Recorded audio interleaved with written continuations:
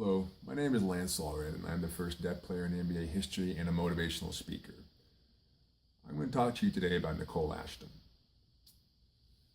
When I met Nicole, I had retired from basketball, going through a divorce at the worst point in my entire life, wondering what I'm going to be doing with myself. And for about 7 years, I had refused to pray or speak to any concept of God or higher power because I was very angry with the clashing of realities and what I expected things to look like versus the ideas and ideals that I had been raised with in my childhood in polygamy and abusive thought patterns, but also inherited biologies of belief. So much so that my realities as a 30-year-old man just were not working anymore. And there was a point where I almost committed suicide, and I really had to shift and really just kind of just tone things back. And in a way to survive, I just didn't pray. I didn't talk to anything. It's like, you know what, I just need to keep things very simple.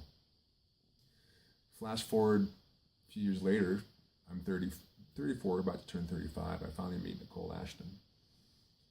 And she saw something in me, and I felt safe in her presence, and she invited me to go to a park near her house with my son.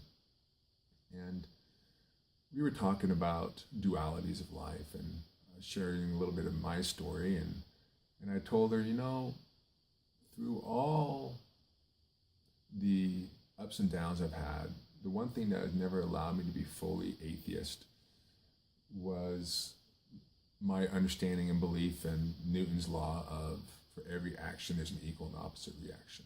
I've seen enough dark to know that there's light. And I started telling Nicole about this story of when my family escaped from polygamy. We lived in a house where in the basement there was a cellar, and no one ever wanted to go into the cellar because it was just dark. And there was an energy in there. Something bad had happened in there. We knew it. And as we were getting ready to leave, everyone was afraid of it. My father put a stereo by the doorway with church music just to try to keep that energy from coming out underneath the door. And it wasn't just me. It was all of us. And I was telling Nicole this story about the cellar and how when we were escaping, I had to go grab some suitcases out of the cellar, but I was afraid to go by myself. I got my sister and siblings to come with me. But we're in the park, and I'm telling Nicole this story, and a jet plane was flying overhead. It was getting so loud, and I was screaming at her. I'm like, finally I had to stop. I'm like, gosh, I'm trying to tell you the story, and this jet has been flying overhead forever. And then she was kind of smiling at me, and she said, Lance, there's no jet. So as soon as she said that, everything went quiet. And I looked up, it was a clear blue sky, and there was nothing. There was nothing. My son was just playing on the slide, and everything was quiet. Something did not want me talking to her, and it was that energy. After that experience and talking to Nicole, that night I went home, and for the first time in 7 years, I said, thank you, God, for everything. And Nicole has saved my life. And she's allowed me to be an amazing father for my son. Even through this very difficult first year, I could not have done it without her.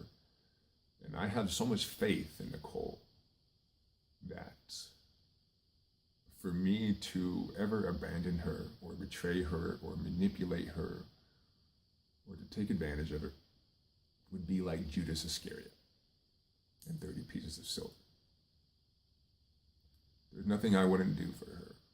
And if she asked me, she said, you have to lay down your life, I would. I know that sounds almost cultish, but that's how much I believe in what she is doing and the healing impact she has across the world. And so I am excited for you and everyone else to get to know Nicole. She will change your lives, I promise you that. Thank you.